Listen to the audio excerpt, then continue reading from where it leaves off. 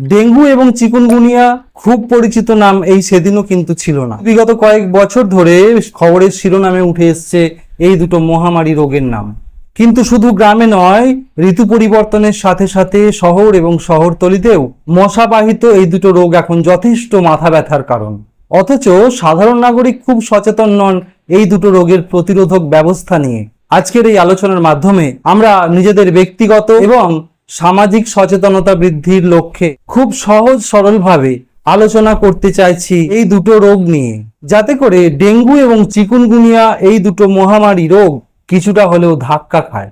নমস্কার, আমি অমরনাথ পাল, পশ্চিমবঙ্গের রুরাল মেডিকেল প্র্যাকটিশনার্স অ্যাসোসিয়েশন এই গ্রামীণ চিকিৎসক সংগঠনের একজন সদস্য এবং এই সংগঠন পরিচালিত ডাক্তার নরমান বেথুন চলমান মেডিকেল স্কুলের আজীবন ছাত্র।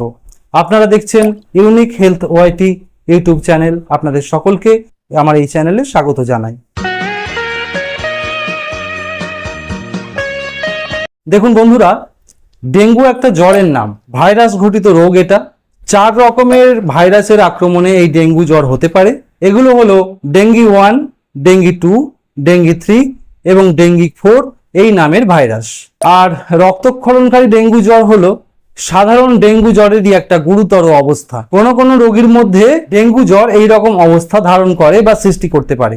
খুব তাড়াতাড়ি যদি এই রোগ ধরা না পড়ে এবং খুব তাড়াতাড়ি যদি সঠিক চিকিৎসা না দেওয়া হয়, তাহলে কিন্তু রোগীর মৃত্যু হয়ে যেতে পারে। আবার ডেঙ্গু জ্বর বারে বারে হলেও ওই রকম রক্তক্ষরণকারী জটিলতা হতে পারে। তবে সঠিক রোগ নির্ণয় এবং দ্রুত সঠিক চিকিৎসা দিলে মৃত্যু হার শতকরা 1/2-এরও নিচে নামিয়ে আনা যায়। আপনারা জানেন, ডেঙ্গু ভাইরাসের আক্রমণে মানুষের মধ্যে এই রোগটা হয়।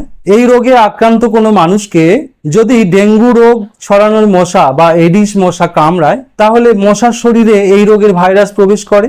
এবার ভাইরাস বহনকারী মশা যদি একজন সুস্থ মানুষকে কামড়ে দেয়, তবে তার শরীরেও ডেঙ্গু ভাইরাস প্রবেশ করে এবং ডেঙ্গু জ্বর হওয়ার সম্ভাবনা দেখা দেয়। তবে মনে রাখবেন, ছোঁয়াছুঁয়ি, হাঁচি কাশি, মলমূত্রের মাধ্যমে এই ডেঙ্গু জ্বর কিন্তু এক মানুষ থেকে অন্য মানুষের মধ্যে ছড়ায় না।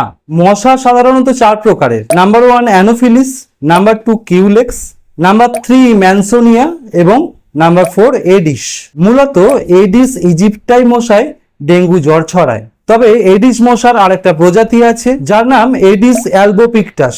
এই প্রজাতির মশারাও কখনো কখনো ডেঙ্গু রোগ ছড়িয়ে দেয়। আসুন জেনে নিই এডিস মশা আমরা কিভাবে চিনব। নাম্বার 1, এই মশা অন্যান্য মশাদের থেকে খুব ছোট আকারের হয়। নাম্বার 2, খুব চকচকে কালো গায়ের রং হয় এদের। নাম্বার 3, গায়ে সাদা কালো ডোরা থাকে, এজন্য এদেরকে বাঘ মশাও বলা হয়। আর নাম্বার 4, এডিস মশা সাধারণত দিনের বেলা কামড়ায়। রোগটা ছড়ায় মূলত বাড়ির আশেপাশে ফেলে দেওয়া ডাবের খোলা, ভাঙা বোতল, চায়ের কাপ, ফেলে দেওয়া গাড়ির টায়ার, ফুলের টবে জল জমা, এয়ার কন্ডিশনার এবং কুলার মেশিনে জমা জল, গাছের কোটরে জমা বৃষ্টির জল, এইসব জলে এডিস মশা ডিম পাড়ে এবং জন্মগ্রহণ করে। ডেঙ্গু জ্বরকে সাধারণত সর্দি কাশির জ্বর বা অন্যান্য ভাইরাস ঘটিত জ্বরের সঙ্গে আলাদা করা যায় না। তবে অধিকাংশ সময়ই এই যে লক্ষণগুলো আমি বলবো, এগুলোর সঙ্গে অনেক মিল থাকে বা এই লক্ষণগুলো দেখতে পাওয়া যায়। যেমন প্রচন্ড জ্বর থাকবে, অসহ্য মাথার যন্ত্রণা হবে, চোখে ব্যথা, পিঠে ব্যথা, গাঁটে ব্যথা এগুলো থাকে, বমি এবং বমি ভাব থাকতে পারে, চামড়ায় লাল লাল র্যাশ বা দানা বের হয়। খুব ছোট শিশুদের ক্ষেত্রে রোগের তীব্রতা কম থাকে। এগুলো আমি বললাম ডেঙ্গু জ্বরের লক্ষণ। এবার আমরা জানবো ডেঙ্গু হেমারেজিক জ্বরের লক্ষণগুলো সম্বন্ধে। তবে বলে রাখা ভালো, ডেঙ্গু হেমারেজিক জ্বরের সেরকম কোনো লক্ষণ আলাদা করে খুঁজে পাওয়া যায় না।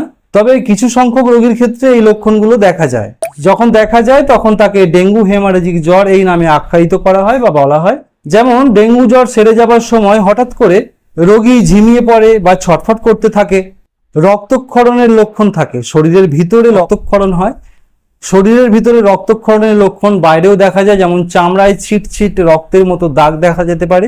প্রস্রাবের সাথে চোখে দেখা যায় না এমন রক্ত বেরোতে পারে, যেটা অনুবীক্ষণ যন্ত্রে প্রস্রাব পরীক্ষা করলে ধরা পড়ে যায়। কখনো কখনো বা দাঁতের মাড়ি দিয়ে রক্ত বা নাক দিয়ে রক্ত পড়তে পারে, রক্ত বমিও হতে পারে এবং খাদ্যনালীতে রক্তক্ষরণের ফলে কালো পায়খানাও হতে পারে। এই অবস্থার দ্রুত চিকিৎসা না হলে রোগীর মৃত্যুর সম্ভাবনা থাকে। তবে একথা অবশ্যই মনে রাখবেন যে ডেঙ্গু হলেই যে এমন জটিলতা তৈরি হবে এমনটা কিন্তু নয়। খুব অল্প সংখ্যক রোগীর ক্ষেত্রেই এরকম ঘটনা ঘটে বা এরকম লক্ষণ প্রকাশ পায়। তাই অহেতুক ভয় পাবার কিছু নেই।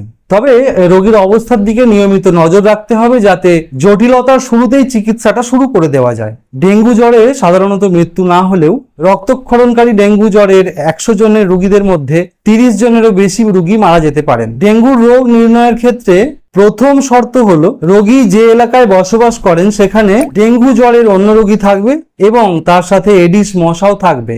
একটু আগে ডেঙ্গু জ্বর এবং ডেঙ্গু হেমারেজিক জ্বরের যে লক্ষণগুলো বলা হয়েছে সেই লক্ষণগুলো আছে কিনা খেয়াল করুন, তাহলে রোগ নির্ণয় করা সহজ হবে। চূড়ান্ত রোগ নির্ণয়ের জন্য ল্যাবরেটরিতে রক্ত পরীক্ষার মাধ্যমে রোগ নির্ণয় করা যেতে পারে। আক্রান্ত রোগীর রক্তে নির্দিষ্ট অ্যান্টিবডি পাওয়া গেলে তখন চূড়ান্ত সিদ্ধান্তে আসা যায় যে রোগটা ডেঙ্গু হয়েছে। কিন্তু জেনে রাখা ভালো, রোগটাকে শনাক্ত করা ছাড়া এত টাকা দিয়ে পরীক্ষা করে কোনো লাভ নেই, কারণ এর ফলে চিকিৎসারও কোনো হেরফের হয় না। কিছু কিছু জ্বর যেমন ম্যালেরিয়া, টাইফয়েড, কালা জ্বর এগুলো যেমন নির্দিষ্ট ওষুধে সারে, ডেঙ্গু জ্বরের কিন্তু সেরকম নির্দিষ্ট কোনো ওষুধ নেই। তবে রোগীর কষ্ট লাঘবের জন্য জ্বর এবং তীব্র মাথা ব্যথা বা চোখের ভিতরে ব্যথা কমানোর জন্য প্যারাসিটামল ব্যবহার করতে হয়। কিন্তু সাবধান, অ্যাসপিরিন যেমন চলতি নাম বা ব্র্যান্ডের নাম ডিসপ্রিন, ইকোস্প্রিন, আইবুপ্রোফেন যেমন ব্রুফেন ট্যাবলেট পাওয়া যায় ব্র্যান্ডের নামে, ন্যাপ্রোক্সেন ব্র্যান্ডের নাম ন্যাপ্রোসিন যেন কখনো ভুল করে রোগীকে দেবেন না।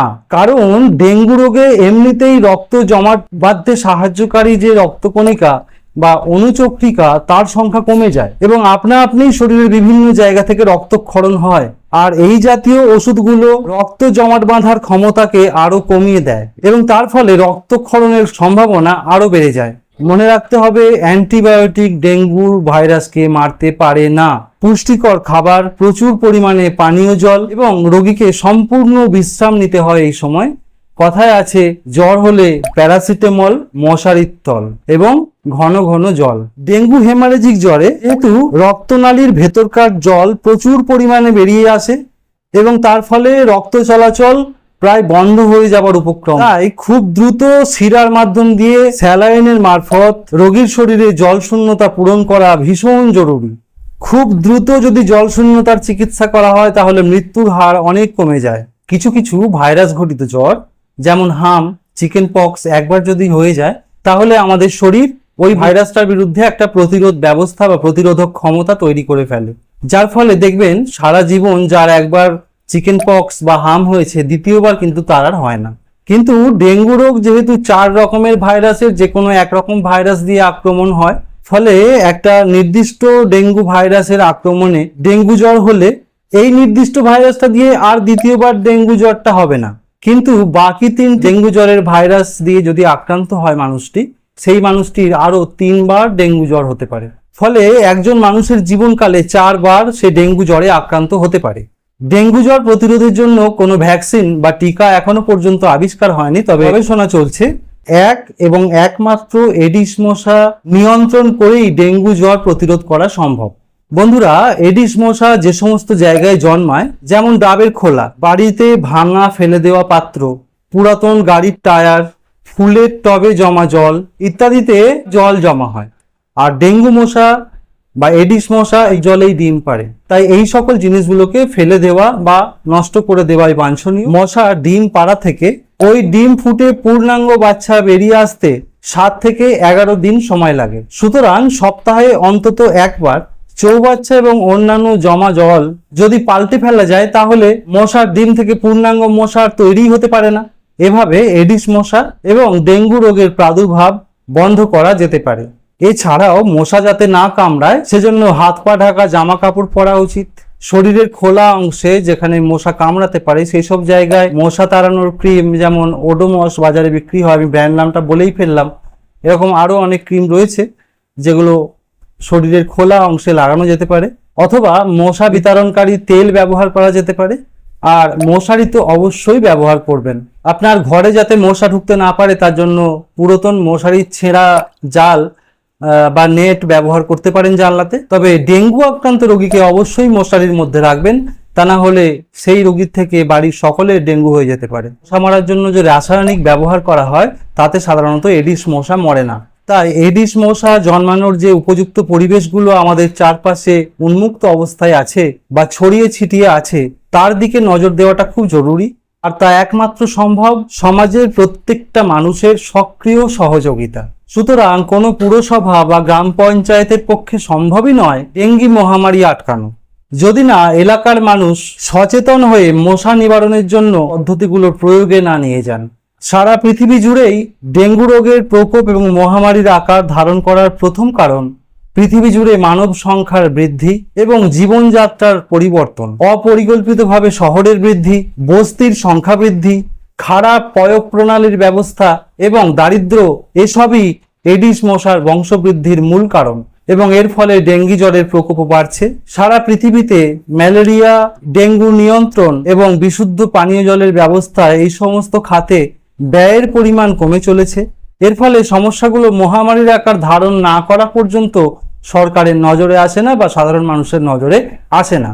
যাতায়াত ব্যবস্থা দ্রুত এবং সহজ হয়ে যাবার কারণে আক্রান্ত রোগী এবং ডেঙ্গু বাহক মশা খুব দ্রুত পৃথিবীর এক প্রান্ত থেকে অন্য প্রান্তে ছড়িয়ে পড়ছে।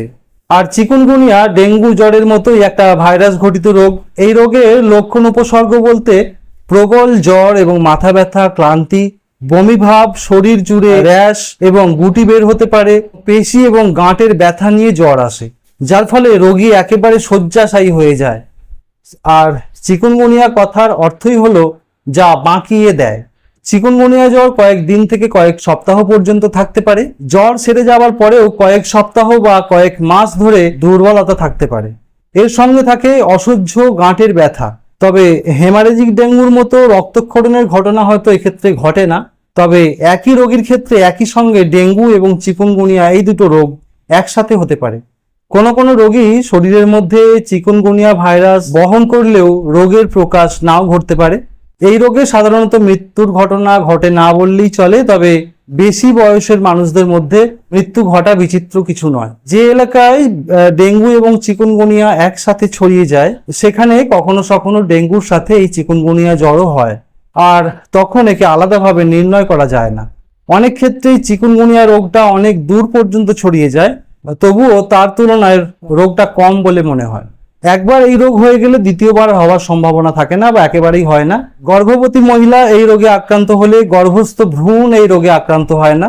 তবে প্রসবকালে মা যদি আক্রান্ত হয় তাহলে শিশুরও আক্রান্ত হবার সম্ভাবনা থেকে যায়। গর্ভাবস্থার প্রথম দিকে চিকুনগুনিয়া রোগ হলে গর্ভপাতেরও সম্ভাবনা থাকে, তবে সেটা কদাচিৎ ঘটে। মায়ের বুকের দুধের মাধ্যমে এই রোগ ছড়ায় না, তাই যে মায়ের চিকুনগুনিয়া রোগ হয়েছে সেই মা নিশ্চিন্তে তার শিশুকে স্তন দান করতে পারেন।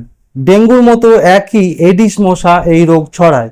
কখনো কখনো বানর বা অন্যান্য বন্য জন্তুর মধ্যে এই রোগের ভাইরাস বসবাস করতে পারে।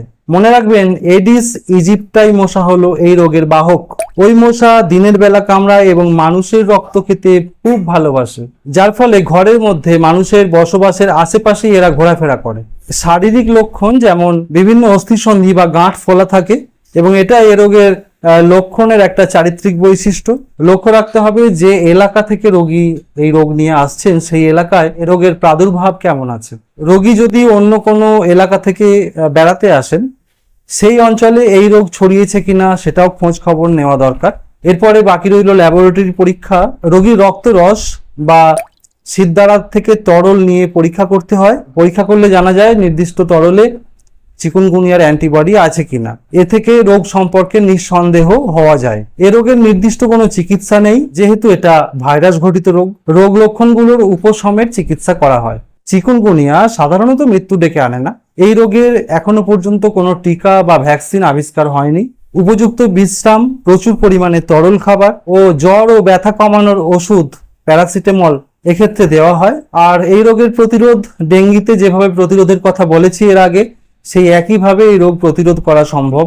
1953 সালে আফ্রিকা মহাদেশের তানজানিয়ায় এক জ্বরের রোগীর রক্তের মধ্যে এই চিকুনগুনিয়া ভাইরাসের প্রথম অস্তিত্ব মেলে। তারপর চিকুনগুনিয়া বারে বারে মহামারী ঘটিয়েছে আফ্রিকা, এশিয়া এবং ইউরোপের কিছু অংশে, যেমন ইতালিতে। 2008 সালের আগস্ট মাসে ভারত, ইন্দোনেশিয়া, মালয়েশিয়া, সিঙ্গাপুর ও শ্রীলঙ্কায় এ রোগ থাবা বসিয়েছে। আসলে আমাদের ইকোসিস্টেমের স্থিতাবস্থা নষ্ট করে আমরাই এই ডেঙ্গু এবং চিকুনগুনিয়া রোগের বংশকে আরো বাড়তে দিয়েছি। আমরা অপরিকল্পিতভাবে অরণ্য নষ্ট করেছি। যারা মশা খেত সেই সমস্ত প্রাণীগুলোকে নগরায়ন করে চিরতরে পৃথিবী থেকে সরিয়ে দেওয়া হয়েছে। যে ম্যালেরিয়া একদিন গ্রাম বাংলাকে শ্মশান করে দিত, সেই ম্যালেরিয়াকেও কমানো সম্ভব হয়েছিল। মশা বৃদ্ধির সঙ্গে ম্যালেরিয়া আবারও জাঁকিয়ে বসছে। ফলে এই মহামারীকে নির্মূল করতে হলে আগুন লাগার পর কুয়ো ফুঁড়তে গিয়ে লাভ নেই। আগামী বছরের মহামারী আটকানোর জন্য এই বছরই পরিকল্পিতভাবে কাজ শুরু করে দিতে হবে। এই ছিল আজকের আলোচনা ডেঙ্গু এবং চিকুনগুনিয়া। আশা করছি আমি আপনাদের ডেঙ্গু এবং চিকুনগুনিয়া সংক্রান্ত যে সমস্ত বিষয়গুলো বা তথ্যগুলো তুলে ধরলাম সেগুলো আপনাদের ভালো লাগবে। আমার ভিডিওগুলো আপনাদের কেমন লাগছে সেটা অবশ্যই কমেন্ট করে জানাবেন। যদি আমার চ্যানেলের এই ভিডিওগুলো আপনাদের ভালো লেগে থাকে লাইক এবং শেয়ার করবেন, সাবস্ক্রাইব করে পাশে থাকবেন এবং সাবস্ক্রাইব যদি করেন তাহলে বেল আইকনে ক্লিক করবেন যাতে পরবর্তী ভিডিও নোটিফিকেশনগুলো আপনাদের কাছে আসে। ধন্যবাদ, সকলে ভালো থাকুন, নমস্কার।